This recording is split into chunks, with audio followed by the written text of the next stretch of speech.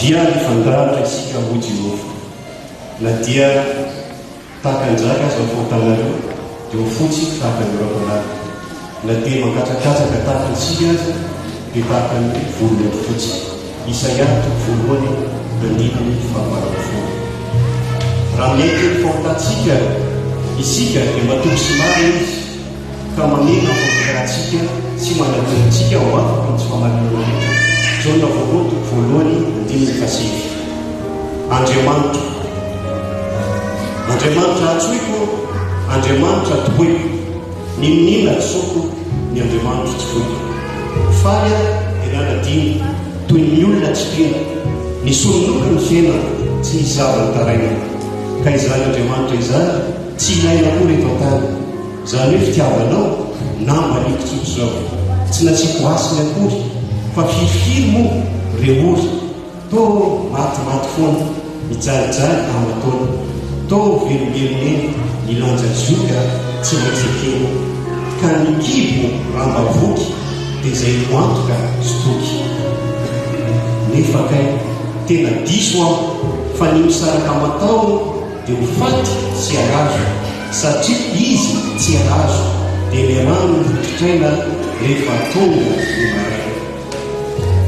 ory aho dia mpivavaka fa latsaka anaty lavaka dia miantso anao tokotokoa zay nadinoana teo aloha nefa nenika nahalala fa nini io adala dia iny zao fanaka ala sy mitsoka tao ambana satria be dia be sikapo ka rehefa tonga ny manjoro zay vao mitotopoto te anafina ny loto tsy hifindra nefa fa aminao no mitalao aoka ianao mitoetra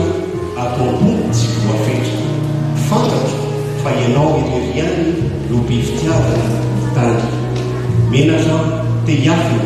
tsy mendrika miotarafina mino anefa fa velanao raha mifona mitalao amin'ny fo tsy amamboara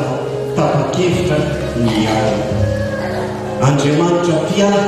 zay anaovanao aho ekaiko tsy ho lava anao daholo ny hoavo ny ratsy vita hoefai na ho taperinao miaiko tsy andahanao saiko satria ianao no efa raika ekenao ihany ve ombola isany mpanomponao eny fitiavana lehibe Andriamanitra ianao dera lazy saotra oby hoanao iray